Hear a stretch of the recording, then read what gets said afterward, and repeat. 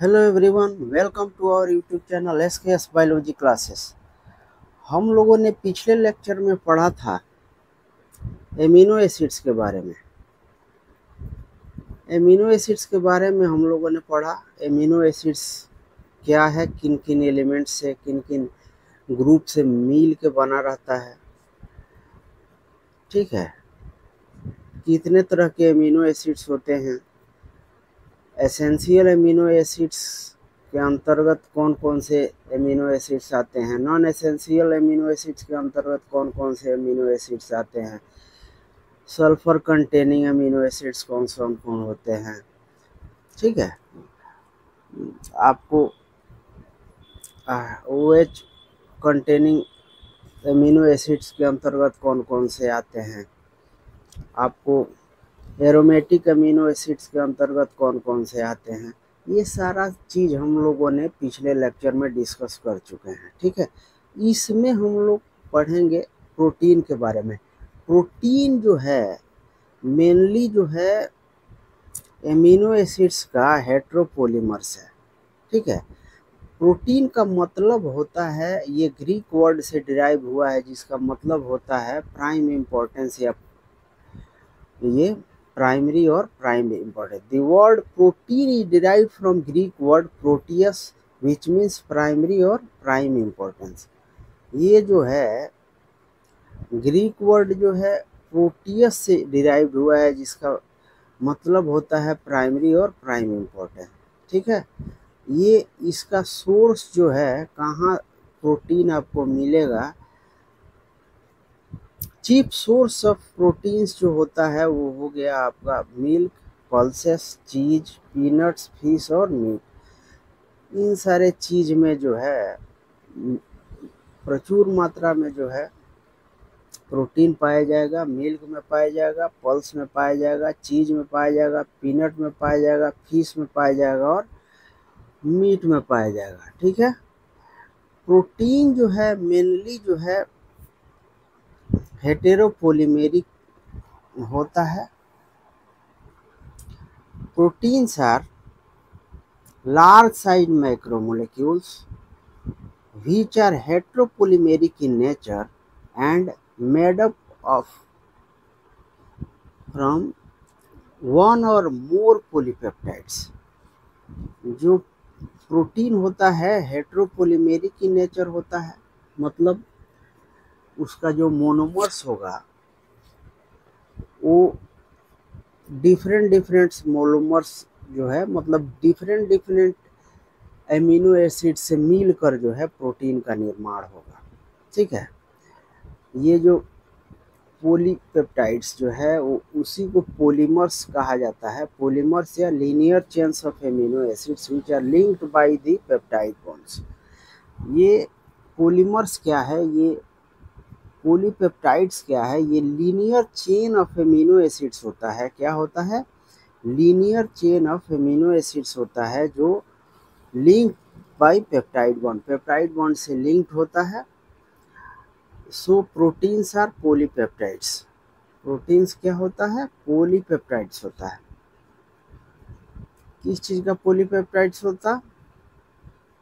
बहुत सारा पेप्टाइड्स मिल के जो है प्रोटीन का निर्माण करता है, इसलिए ये पॉलीपेप्टाइड्स होता है।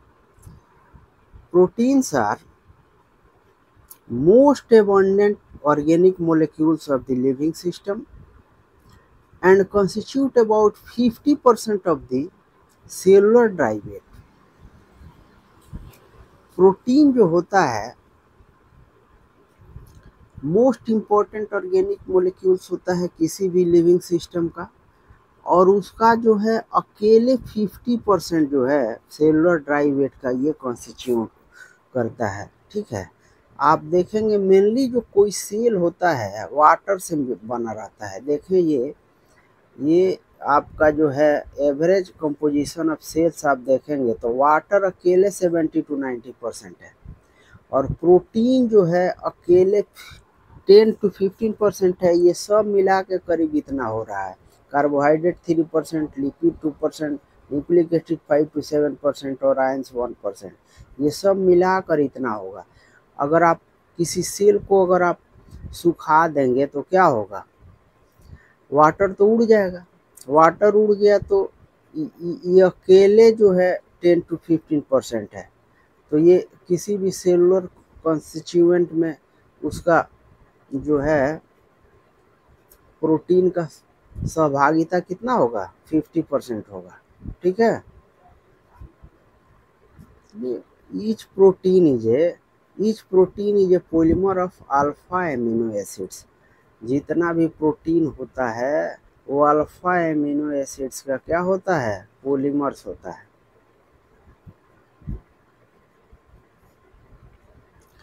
Each protein is polymers of alpha amino acids. जैसा कि हम लोग पहले एमिनो एसिड्स में हम लोग पढ़ चुके हैं कि as there are 20 types of amino acids, example alanine, cysteine, proline, tryptophan, lysine etc.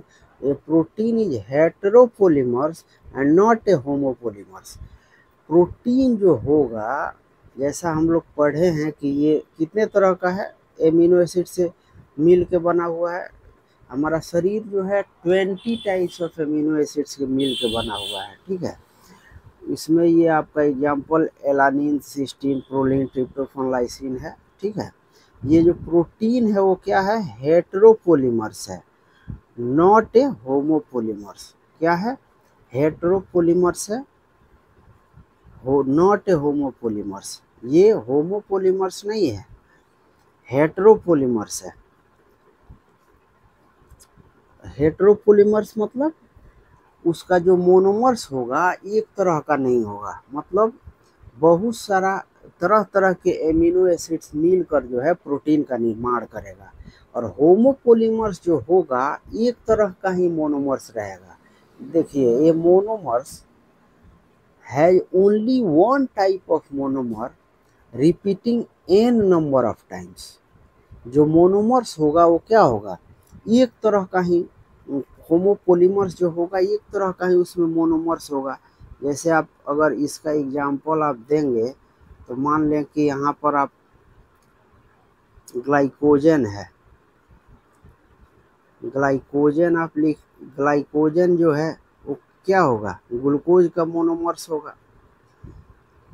Glucose का ये होमोपॉलीमर्स होगा। ठीक है, आप जो है स्टार्च ले लें, स्टार्च भी जो है क्या होगा, स्टार्च भी जो है ग्लूकोज का जो है होमोपॉलीमर्स होगा, मतलब बहुत सारा ग्लूकोज। इसी तरह आपका जो है ये सारा चीज़ जो है क्या होगा, होमोपॉलीमर्स होगा। किस चीज़ का, ग्लूकोज का। ठीक है, मतलब बहुत सारा ग्लूकोज जो है बॉन्ड बनाकर जो है वो होमोपॉलीमर्स का निर्माण करेगा। लेकिन ये जो है प्रोटीन जो है बहुत सारा तरह तरह के डिफरेंट तरह का मोनोमर्स होगा, मतलब डिफरेंट तरह के एमिनो एसिड्स मिलकर जो है क्या करेगा, प्रोटीन का निर्माण करेगा।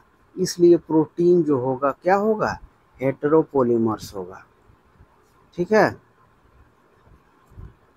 Collagen is most abundant structural protein in the animal world and found in connective tissues। जैसे स्किन हो गया, बोन हो गया, टेंडन्स हो गया, कार्टिलेज हो गया, लिगामेंट्स, इस सब में जो है क्या होगा, कोलाजन पाया जाएगा। Collagen most abundant structural protein animal world में है। ठीक है, और स्किन, बोन, टेंडन, कार्टिलेज और लिगामेंट्स वगैरह में जो है ना ये पाया जाएगा। बहुत इम्पोर्टेंट है आपको जो है कोलाजन।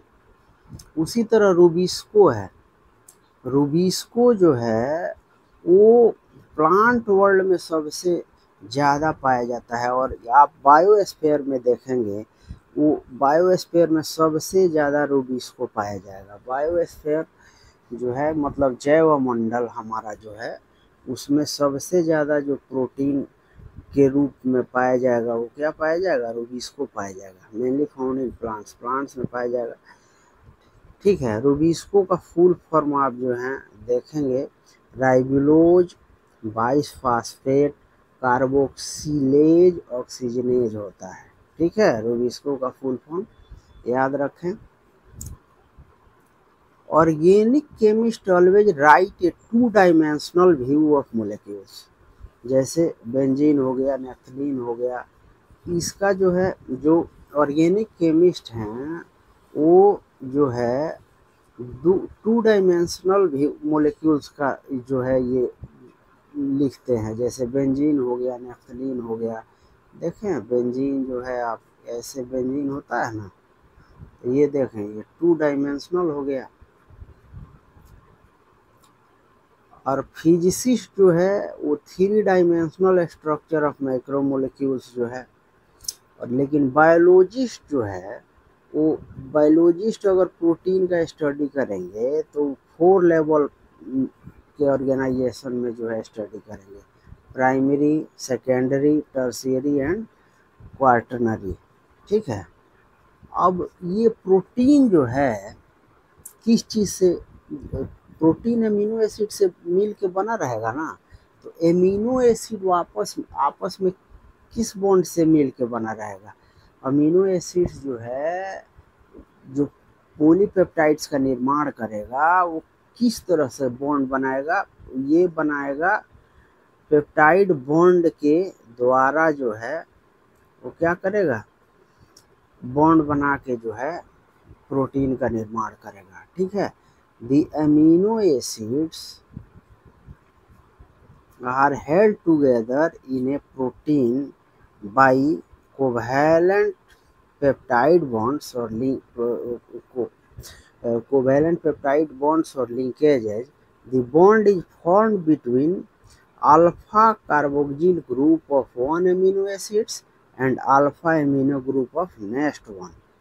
ठीक है, ये आप देखेंगे, ये हो गया आपका अल्फा कार्बोक्सिलिक ग्रुप एक का, और ये हो गया आपका अल्फा एमिनो ग्रुप दूसरे का। ये देखिए आप, ये जो हैं ये क्या है, ये जो है ये अल्फा कार्बन है, अल्फा कार्बन है ना, इसमें ये अल्फा कार्बन है। तो ये जो ग्रुप होगा, ये जो ग्रुप होगा वो क्या होगा, अल्फा कार्बोक्सिलिक ग्रुप हो गया, ये हो गया अल्फा एमिनो ग्रुप हो गया। ये दोनों मिल के क्या करेगा, यहाँ पे आप देखेंगे इसमें जो है H2 और इसका O दोनों क्या करेगा, बॉन्ड बना, दोनों जो है बॉन्ड बनाएगा। इसमें क्या होगा, हाइड्रोजन, ये H2O निकल जाएगा, और ये जो बॉन्ड बनेगा, ये देखें ये आपका सब कुछ सेम रहेगा। देखें ये सेम रहेगा, ये R1 हो गया, ये R1 होगा, ये क्या होगा, R1 होगा। ठीक है, R1 होगा, R1 होगा। ठीक है। तो ये जो है क्या है, ये जो है सेम है, ये सेम है ना, ये सेम है। देखें ऑक्सीजन इसमें से निकल गया, और इसका जो है यहाँ से H2 निकल गया, ये सारा चीज़ जो है देखें ये सेम है। तो ये जो बॉन्ड बना CONH, इसको कहेंगे पेप्टाइड बॉन्ड, और ये 2 एमिनो एसिड्स का जो मिलन है उसको कहेंगे डाइपेप्टाइड। ठीक है, समझ में आ रहा है।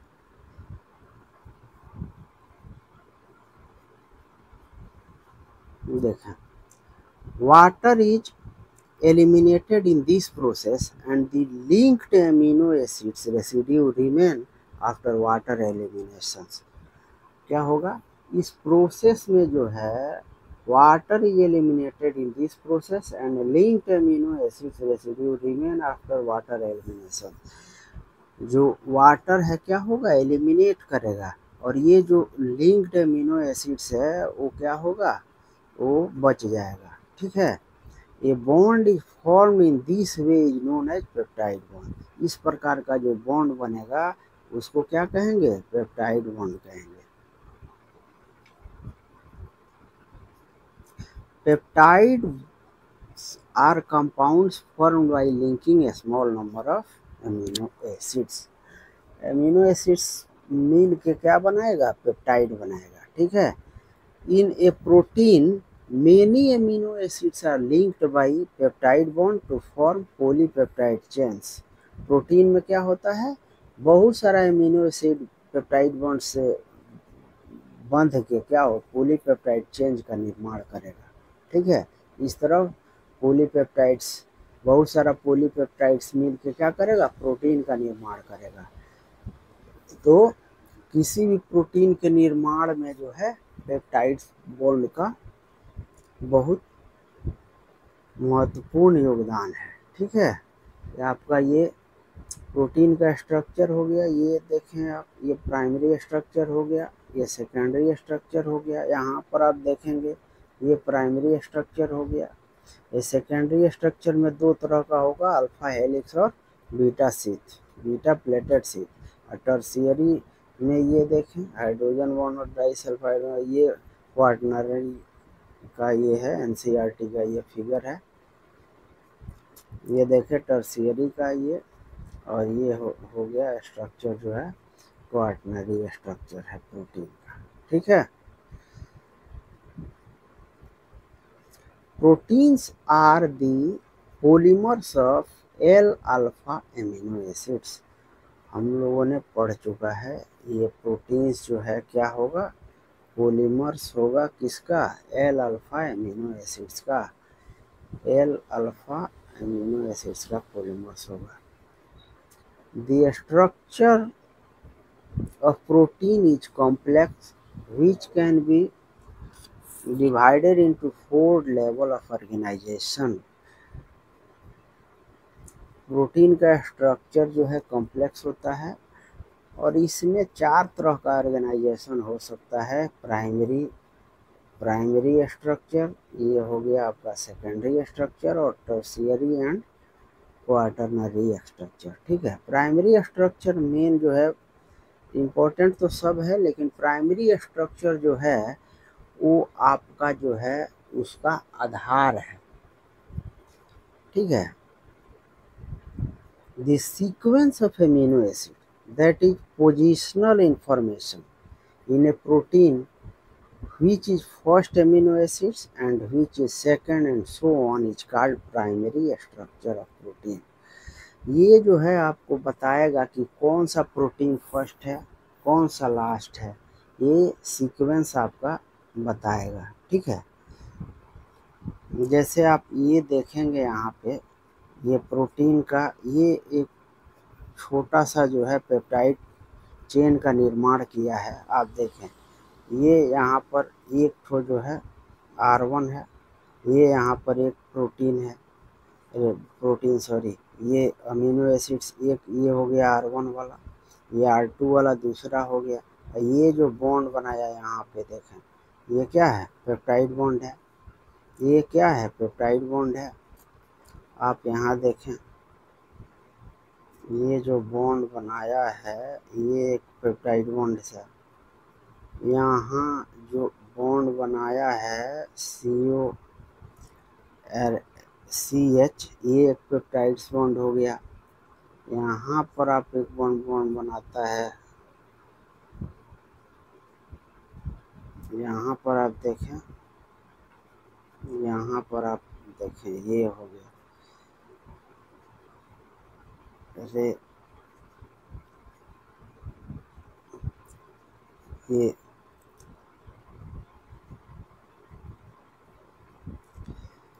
ये आपका CONH, ये जो हो गया ना, CONH जो हो गया वो क्या बनाया, पेप्टाइड्स बॉन्ड बनाया।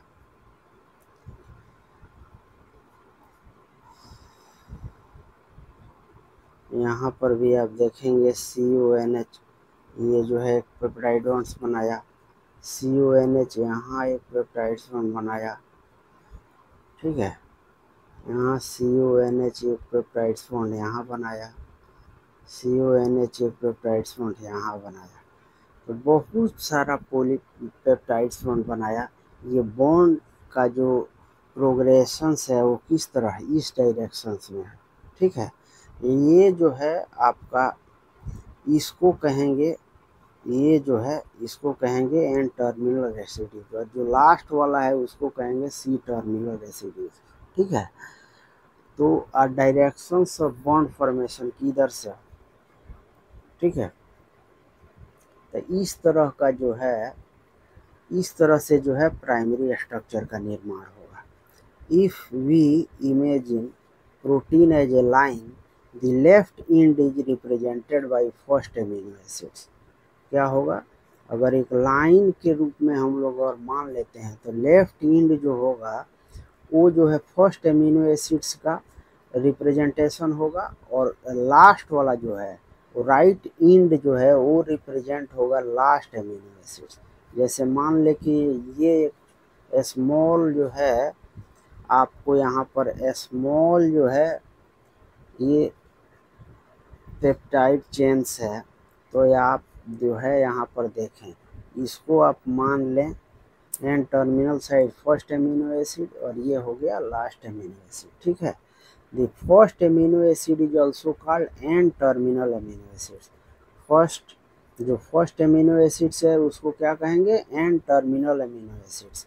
मतलब ये जो एन टर्मिनल एमिनो एसिड्स जो कहा जा रहा है, ये जो एमिनो एसिड्स का निर्माण जो हो रहा है, ये जो होगा क्या होगा, ये एन टर्मिनल रेसिड्यू को जो है फर्स्ट एमिनो एसिड्स कहेंगे, और ये जो होगा वो कितना भी बड़ा हो सकता है, उसको कहेंगे लास्ट एमिनो एसिड्स। ये जो लास्ट एमिनो एसिड्स है, ये लास्ट एमिनो एसिड्स जो है ये है सी टर्मिनल एमिनो एसिड्स जो है वो लास्ट एमिनो एसिड्स है। देखें ये सी टर्मिनल रेसिड्यू है वो क्या है, लास्ट एमिनो एसिड्स है। ठीक है,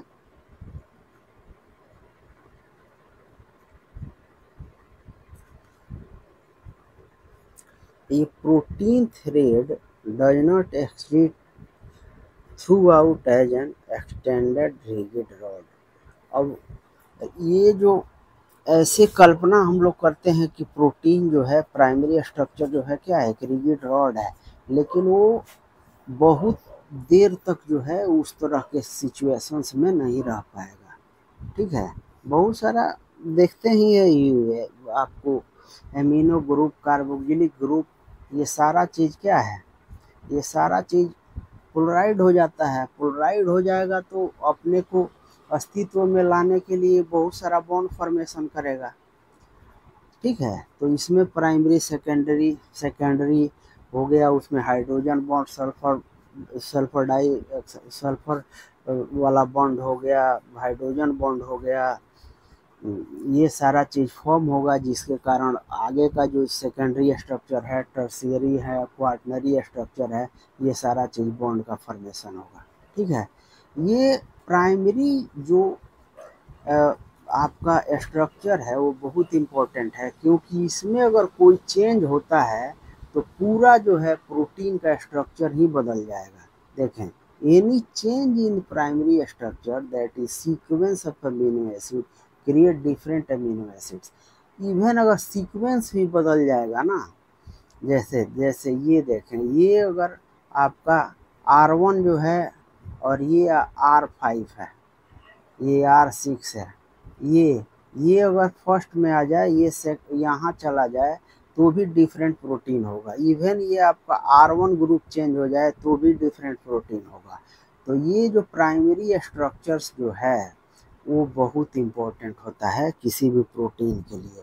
उसका कुछ भी एलिमेंट या ग्रुप जो है अगर चेंज होता है या पोजीशन इधर उधर होता है, आगे हम लोग पढ़ेंगे, देखेंगे, उससे बहुत सारा जेनेटिक डिजीजेज हो जाता है। तो एक जो है अगर कोई एलिमेंटली स्ट्रक्चर जो है अगर उसमें इधर से उधर सीक्वेंस उसका चेंज हो जाता है तो प्रोटीन का स्ट्रक्चर बदल जाता है। इसलिए जो है प्राइमरी स्ट्रक्चर जो है प्रोटीन का बहुत मायने रखता है। जो सेकेंडरी स्ट्रक्चर जो है वो तो मेनली जो है आपको हाइड्रोजन बॉन्ड के फॉर्मेशन के कारण होगा। ये देखें, the thread is folded in the form of a helix similar to revolving staircase. आप देखेंगे कि आप सीढ़ी देखे होंगे, कहीं कहीं। अब तो उतना नहीं बनता है, पहले बनता था उस तरह का जो है सीढ़ी जो है। देखें इस तरह का चीज़ देख रहे हैं, ऐसे आपका देखें, ये अगर एक ये हो गया, एक पिलर हो गया, इसके अराउंड में इस तरह का ये जो सीढ़ी टाइप का बन रहा है, ये जो है क्या है, स्टेयरकेस। इस तरह का चीज जो स्ट्रक्चर होता है वो जो है निर्माण करता है। ठीक है। The thread is folded in the form of helix similar to revolving staircase. Revolving staircase के तरफ जो है कि वो थ्रेड जो है घूमेगा। ठीक है। Only some portion of protein thread are around in the form of helix. कुछ पोर्शंस जो है प्रोटीन का जो है हेलिक्स के फॉर्म में जो है अरेंज होता है। In protein only right handed helices are observed. जो है प्रोटीन में जो है right handed helices are observe होता है। मतलब जो है जो हेलिस बनेगा ना वो राइट साइड में बनेगा। क्या बनेगा, राइट साइड जो है ना उसका जो हेलिस बनेगा वो राइट साइड में जो है उसका घुमाव जो होगा वो क्या होगा, राइट साइड में होगा। देखें ये जो है आप जो है इस तरह से होगा। ठीक है। ये बहुत इम्पोर्टेंट है। ये जो है कि इसका घुमाव जो होगा राइट साइड में होगा। जो हेलिस बनेगा वो राइट हैंड साइड में होगा। Other regions of proteins thread are folded into other form which is called secondary structure। उसको कहेंगे secondary structure. In other word conformation of polypeptide chain by folding or twisting is known as secondary structure। जो structure बनाएगा polypeptide, चाहे वो fold करके या twist करके, वो जो स्ट्रक्चर का निर्माण करेगा उस स्ट्रक्चर को हम कहेंगे सेकेंडरी स्ट्रक्चर। ठीक है। In their sequence, the amino acids located close to each other। इस सीक्वेंस में सेकेंडरी स्ट्रक्चर में जो एमिनो एसिड्स क्या होगा, एक दूसरे के क्लोज होगा, क्योंकि जो है हाइड्रोजन बॉन्ड जो है फॉर्म कर जाएगा। तो हाइड्रोजन बॉन्ड क्या करेगा, बॉन्ड एक दूसरे के करीब होगा तब ना हाइड्रोजन बॉन्ड का निर्माण होगा। ठीक है। The secondary structure of protein refers to the shape in which a long polypeptide chain can exist। Secondary structure जो है किसी प्रोटीन का वैसा शेप है जिसमें जो बड़ा पॉलीपेप्टाइड है उसमें रह सके। उस शेप को हम लोग क्या कहेंगे, सेकेंडरी स्ट्रक्चर कहेंगे। Proteins are found to exist in mainly two different types of secondary structure, alpha helix and beta pleated sheet structure. दो तरह का सेकेंडरी स्ट्रक्चर मेनली रहता है। इसमें जो है this secondary structures arise due to regular folding of backbone of polypeptide chain due to hydrogen bonding between CO and NH group of polypeptide bond. जो peptide bond होगा मेनली जो है जो सेकेंडरी स्ट्रक्चर जो अराइज करता है वो mainly किसके कारण करता है, ये जो अभी हमने बोला ना हाइड्रोजन बॉन्डिंग जो होगा, ये CO और NH ग्रुप जो पेप्टाइड बॉन्ड है उसके CO और NH ग्रुप के बीच में जो है मेनली जो है हाइड्रोजन बॉन्ड का निर्माण होगा। उसके कारण जो है सेकेंडरी स्ट्रक्चर जो है का निर्माण होगा। ठीक है। The secondary structure of arise due to regular folding of backbone of polypeptide chain due to hydrogen bonding between CO and NH group of peptide bond. जो पेप्टाइड बॉन्ड्स होगा उसमें CO और NH ग्रुप में क्या होगा, hydrogen bond का formation होगा, जिसके कारण जो है वो क्या करेगा, उसका जो बॉन्ड फॉर्मेशन होगा उस तरह के कंडीशंस में जो है वो क्या होगा, फोल्ड करेगा। तो फोल्ड करेगा तो क्या होगा, और करीब आ जाएगा। अब वो जो दो अमीनो एसिड्स है वो और करीब आ जाएगा। इस तरह से जो है दो तरह का हेलिक्स का निर्माण करेगा, दो तरह का सेकेंडरी स्ट्रक्चर का निर्माण करेगा। मेनली उसमें अल्फा हेलिक्स हो गया। तो अल्फा हेलिक्स जो है बहुत कॉमन रहता है। Alpha helix is most common on spiral structure of the protein. Alpha helix जो है बहुत कॉमन होता है स्पाइरल स्ट्रक्चर ऑफ प्रोटीन में। It has a rigid arrangement of polypeptide chain. Polypeptide chain में इसका जो है रिगिड अरेंजमेंट रहता है, ठीक है। In alpha helix there is interactions between every fourth amino acids by the formation of intramolecular hydrogen bond. Alpha helix में जो है आप देखेंगे, अल्फा हेलिक्स में जो है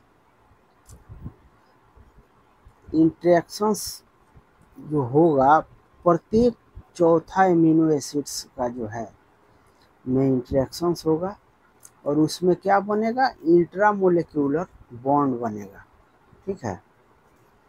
the alpha helix is stabilized, the alpha helix is stabilized by extensive hydrogen bonding. Alpha helix जो है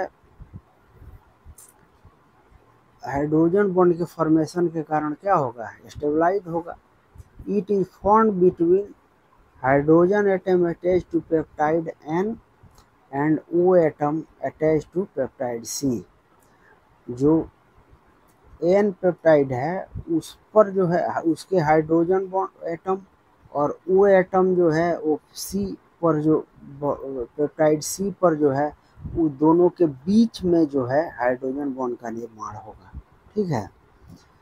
in protein only right handed helices are observed. Protein में जो है सिर्फ राइट हैंडेड हेलिसेस जो है वही ऑब्जर्व हो जाएगा।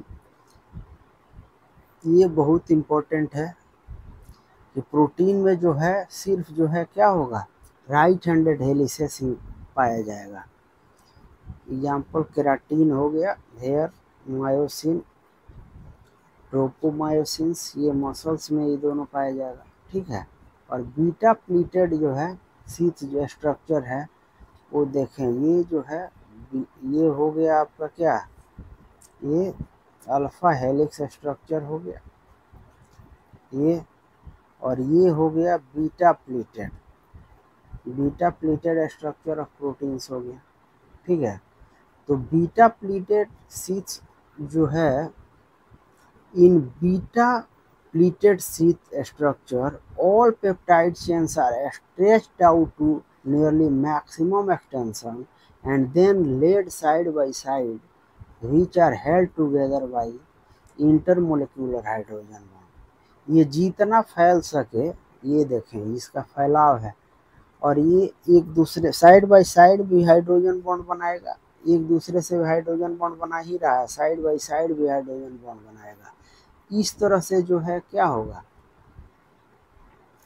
This structure resemble the pleated fold of drapery, so called beta pleated sheath. Beta pleated sheath इसलिए कहलाता है क्योंकि ये जो है ना प्लीटेड फोल्ड ऑफ ड्रेपरी जैसा जो है ना ये प्रतीत होता है। एग्जाम्पल हो गया फाइब्रोइन प्रोटीन ऑफ सिल्क, ठीक है। फाइब्रोइन प्रोटीन ऑफ सिल्क इसका एग्जाम्पल हो गया बीटा प्लीटेड का। कोलाजन हेलिक्स जो है वो भी जो है, कोलाजन हेलिक्स जो है वो भी जो है सेकेंडरी स्ट्रक्चर ही है प्रोटीन का। तो ये कोलाजन जो है most abundant protein in our body is also secondary structure. According to Ramachandran, collagen has triple helix structure, मतलब 3 स्ट्रैंड्स और polypeptides coiled around one another. ये रामचंद्रन जो है हमारे इंडियन वैज्ञानिक थे, उनके अनुसार जो है कोलाजन जो है ट्रिपल हेलिक्स स्ट्रक्चर होता है। मतलब 3 स्ट्रैंड या पॉलीपेप्टाइड जो है एक दूसरे के अराउंड घुमा रहता है। ठीक है। This coil is strengthened by the establishment of hydrogen bond, and locking effect also occur with the help of amino acids proline and hydroxychlorine। ये जो कॉइल का एस्टेब्लिशमेंट होता है, जो ट्रिपल कॉइल का ट्रिपल हेलिक्स का जो निर्माण होता है, उसमें हाइड्रोजन बॉन्ड का अहम निर्माण होता है। और लॉकिंग इफेक्ट जो है ये जो एमिनो एसिड प्रोलीन और हाइड्रोक्सी प्रोलीन का भी इसमें अच्छा खासा रोल होता है, जो लॉकिंग इफेक्ट जो है ना उसको लॉक करने में मदद करेगा। ठीक है। और टर्शियरी स्ट्रक्चर जो होता है वो क्या होगा, सेकेंडरी स्ट्रक्चर के बाद जो है मेन टर्शियरी स्ट्रक्चर बहुत इम्पोर्टेंट होता है। मेनली जो टर्शियरी स्ट्रक्चर है ना वो हमारा फंक्शनल ग्रुप, बहुत फंक्शनल प्रोटीन होता है। ठीक है। The long protein chain is folded upon itself like a hollow woolen ball, giving rise to tertiary structure। जो लॉन्ग प्रोटीन चेन है, जो लॉन्ग प्रोटीन चेन है वो अपने ऊपर जो है हॉलो वूलन लाइक बॉल का निर्माण करता है, जिसको टर्शियरी स्ट्रक्चर कहते हैं। ठीक है। आप देखेंगे यहाँ पर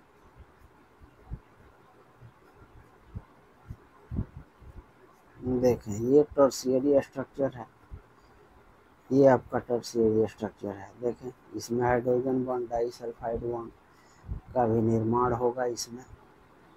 ठीक है। तो ये आपका जो है टर्शियरी स्ट्रक्चर जो होता है वो फंक्शन बहुत ज़्यादा किसी भी प्रोटीन के फंक्शन में जो है बहुत इम्पोर्टेंट रोल जो है टर्शियरी स्ट्रक्चर का होता है। ठीक है। This structure gives A 3 dimensional view of proteins. ये जो है टर्शियरी स्ट्रक्चर जो है 3 डायमेंशनल व्यू देता है किसी प्रोटीन का। Tertiary structure is absolutely necessary for the many biological activity of the protein. ये जो टर्शियरी स्ट्रक्चर होता है बहुत इम्पोर्टेंट होता है बायोलॉजिकल एक्टिविटी के लिए। ठीक है। The tertiary structure of proteins represent overall folding of polypeptide chains, that is further folding of the secondary structure। जो टर्शियरी स्ट्रक्चर होता है सेकेंडरी स्ट्रक्चर का और ज़्यादा फोल्डिंग होगा तो ये टर्शियरी स्ट्रक्चर का जो है ना निर्माण करेगा। This gives right to 2 major molecular से फाइब्रस और ग्लोबुलर। फाइब्रस और ग्लोबुलर से जो है ना ये देता है।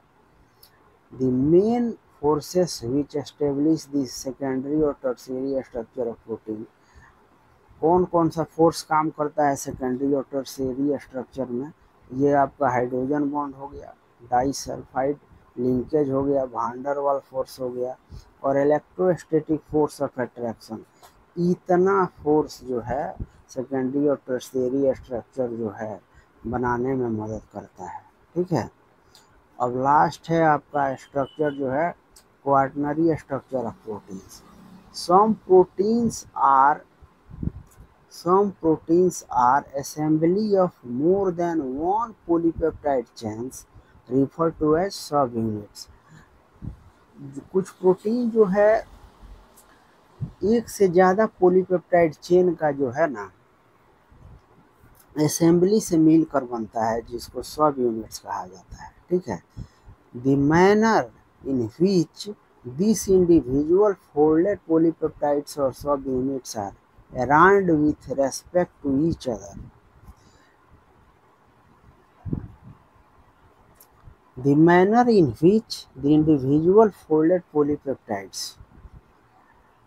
और subunits are around with respect to each other, जैसे लीनियर स्ट्रिंग ऑफ स्फीयर हो सकता है, या spheres around one upon each other in the form of a cube और प्लेट, इस तरह का भी फॉर्म हो सकता है। Gives the architecture of quaternary structure of a protein. जिस तरह से जो है ना कोई पॉलीपेप्टाइड्स या सब यूनिट्स जो है एक दूसरे के रेस्पेक्ट में जो है राउंड होता है, वो जो है किस तरह का आर्किटेक्चर होगा क्वाटरनरी स्ट्रक्चर का, ये निर्भर करता है इस पर, ठीक है।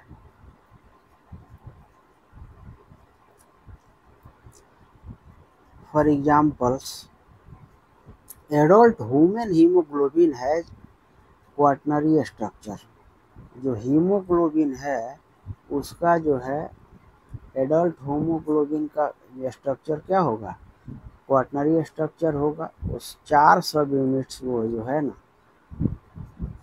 कंटेन करता है, जो उसमें 2 जो है आइडेंटिकल होगा, L2B2 होता है, मतलब एक तरह का जो है ना 2 जो है अल्फा 2 और 2 तरह का जो है 2 होगा बीटा, मतलब 2 एक तरह का होगा, 2 एक तरह का होगा।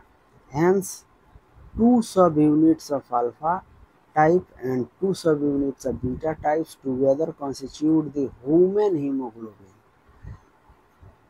2 तरह का जो है 2 सब यूनिट्स अल्फा टाइप होगा, 2 सब यूनिट बीटा टाइप्स का, और दोनों मिलकर जो है हीमोग्लोबिन का निर्माण करेगा, मतलब 4 पॉलीपेप्टाइड्स हो गया, 2 अल्फा और 2 बीटा, ठीक है। अब जो है प्रोटीन क्या होगा, डिनेचर्ड भी होगा।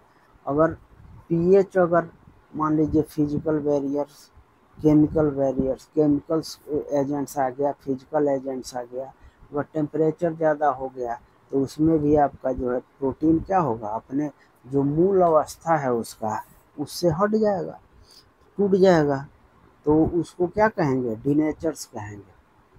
अगर पीएच आपका कम हो गया, अधिक हो गया, उसमें भी जो है क्या हो गया, डिनेचर्ड हो जाएगा। The phenomenon of disorganisation of native protein structure is called the denaturation. जो उसका नेटिव स्ट्रक्चर है प्रोटीन का, वो अगर डिसऑर्गेनाइज्ड हो गया तो उसको क्या कहेंगे, डीनेचुरेशंस कहेंगे। अब नेटिव स्ट्रक्चर क्या है, नेटिव स्ट्रक्चर जो होगा वो मेनली जो है आपका नेटिव स्ट्रक्चर जो है protein found in a biological system with a unique 3 dimensional structure and biological activity is called native structure. जो आपका 3 डायमेंशनल स्ट्रक्चर में प्रोटीन होता है, जो बायोलॉजिकली एक्टिव रहता है, उसको कहेंगे नेटिव स्ट्रक्चर। उसको डिस्टर्ब कर देगा, जो वो डिस्टर्ब हो जाएगा, डिसऑर्गेनाइज हो जाएगा, तो उस क्रिया को हम कहेंगे डीनेचुरेशंस, ठीक है। During denaturations secondary, tertiary and quaternary structure of proteins are destroyed but primary structure remains intact।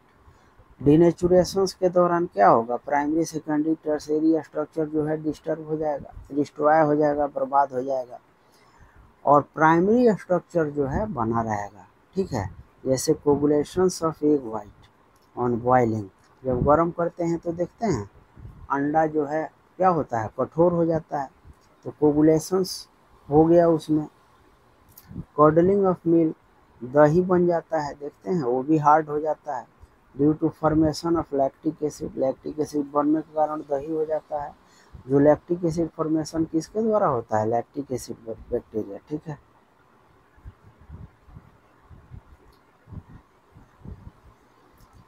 Cause of denaturation, denaturation का कॉज क्या क्या हो सकता है, फिजिकल चेंज हो सकता है। फिजिकल चेंज क्यों होगा, फिजिकल एजेंट के द्वारा। तो फिजिकल एजेंट में क्या हो गया, वायलेंट शेकिंग हो गया, मतलब ज़बरदस्त ढंग से उसको हिला दीजिए, या एक्सरे हो गया, या यूवी रेज उस पर डाल दीजिए, उस कंडीशंस में जो है ना प्रोटीन जो है डिनेचुरेशन उस प्रोटीन का हो जाएगा। केमिकल चेंज जैसे पीएच में चेंज कर दीजिए, एसिड दे दिए, अल्कली दे दिए, साल्ट्स और हेवी मेटल दे दिए या डिटर्जेंट्स वगैरह दे दिए, तो उसमें भी जो है प्रोटीन का क्या होगा, डिनेचुरेशंस हो जाएगा। ठीक है। अब फंक्शंस ऑफ प्रोटीन्स आप देखेंगे, प्रोटीन्स जो है स्ट्रक्चरल प्रोटीन्स हो सकता है, जैसे आप keratin of hair and nail हो गया, कोलाजन ऑफ बोन हो गया, ये क्या होता है, ये स्ट्रक्चरल प्रोटीन्स है, मतलब स्ट्रक्चर का निर्माण करता है। इंजाइम्स और कैटालिटिक प्रोटीन्स, ये क्या है, इंजाइम्स के रूप में काम करेगा। Almost all enzymes are proteins except a few which catalyze the biochemical reactions in living cells, hence called biocatalyst। ये मेनली जो है जितना मैक्सिमम जो है इंजाइम्स जो होता है वो प्रोटीन ही होता है, कुछ छोड़कर जो राइबो इंजाइम्स वगैरह होता है उसको छोड़कर जो है मेनली जो है आपको क्या होता है, ये इंजाइम्स जो है प्रोटीनेशियस ही होता है। इसका एग्जांपल ट्रिप्सिन पेप्सिन हो गया, ईटीसी, ये सारा चीज़ जो है ट्रिप्सिन पेप्सिन किस पर एक्ट करेगा, ये प्रोटीन पर ही एक्ट करता है। ठीक है। Enzymes are made up of protein alone or in conjugation with some non-protein material called cofactor। Protein चाहे सिर्फ जो है प्रोटीन से ही बना, इंजाइम्स जो है सिर्फ प्रोटीन से बना रह सकता है या उससे प्रोटीन के अतिरिक्त और सब नॉन प्रोटीन जैसे मेटल्स हो गया या अदर चीज़ हो गया उससे मिलकर बना रहेगा, उसको कहेंगे कोफैक्टर। यहाँ पर आप देखेंगे ये सारा चीज़ एनसीईआरटी का डाटा है। Some proteins and their functions आप देखेंगे तो यहाँ देखें प्रोटीन है, ये फंक्शंस है। कोलाजन है, ये क्या करेगा, कोलाजन ये इंटरग्राउंड सब्सटेंस के रूप में काम करेगा।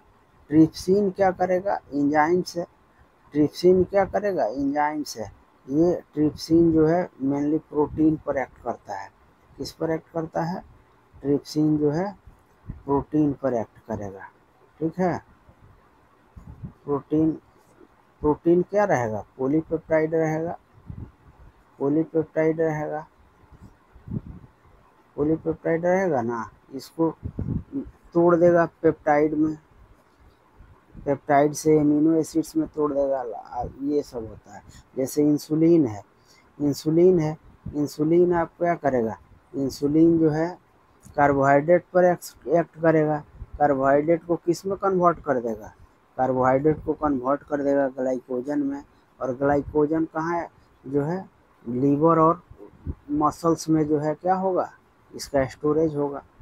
मतलब ये इंसुलिन क्या करेगा, ग्लूकोज को जो है ग्लाइकोजन में कन्वर्ट करेगा और उसका स्टोरेज करवा देगा, कहाँ, मसल्स और लीवर में। ठीक है। और एंटीबॉडी जो है क्या करेगा, fight infectious agents. Infectious agents में आपको कुछ भी हो सकता है, फॉरेन बॉडी हो गया जैसे बैक्टीरिया वगैरह हो गया।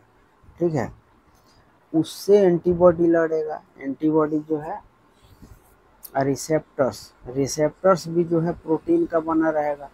सेंसरी रिसेप्टर जैसे स्मेल हो गया, टेस्ट हो गया, हार्मोन हो गया, ये सारा चीज़ क्या हो गया, सेंसरी रिसेप्टर है। उसका रिसेप्टर जो है क्या होगा, प्रोटीन होगा। और ग्लूकोज जो है वो भी प्रोटीन है, वो क्या करेगा, ग्लूकोज सेल के ग्लूकोज के सेल में ग्लूकोज के ट्रांसपोर्टेशन में मदद करता है। ग्लूकोज आया हुआ है कई बार क्वेश्चंस जो है ये नीट वगैरह में, नीट में आया हुआ है। ठीक है। और सेकंड आप देखेंगे ये है क्या, डिफेंस प्रोटीन्स है।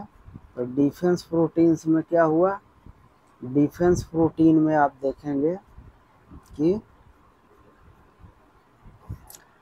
एंटीबॉडीज और immunoglobulins are proteins that are produced by a type of white blood cells called B lymphocytes, ये जो एंटीबॉडी है, एंटीबॉडी या इम्यूनोग्लोबिन है, वो एक टाइप जो है बी लिम्फोसाइट से प्रोड्यूस होता है। इसका काम क्या करता है, ये रिकॉग्नाइज और न्यूट्राइज इन्फेक्शियस एजेंट्स, जो भी बैक्टीरिया वायरस वगैरह जो रहेगा या कोई भी जो फॉरेन बॉडी जो शरीर में इंटर करेगा उसको क्या करेगा, रिकॉग्नाइज करेगा और उसको न्यूट्राइज करेगा। ठीक है। नेक्स्ट जो है वो क्या है, हार्मोन है।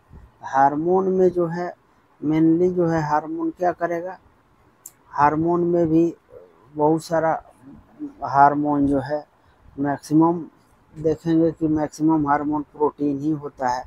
ये जो है जैसे आपका इंसुलिन है, इंसुलिन जो है इससे beta cells of islet of Langerhans और पेंक्रियाज से जो है ये सिक्रीट होगा, और ये क्या करेगा, शुगर मेटाबॉलिज्म में, जैसा कि मैं बोला कि ग्लूकोज को क्या करता है, ग्लाइकोजन में कन्वर्ट करता है, और ग्लाइकोजन जो है मसल्स और लीवर में जो है आपको स्टोर हो जाता है। ठीक है।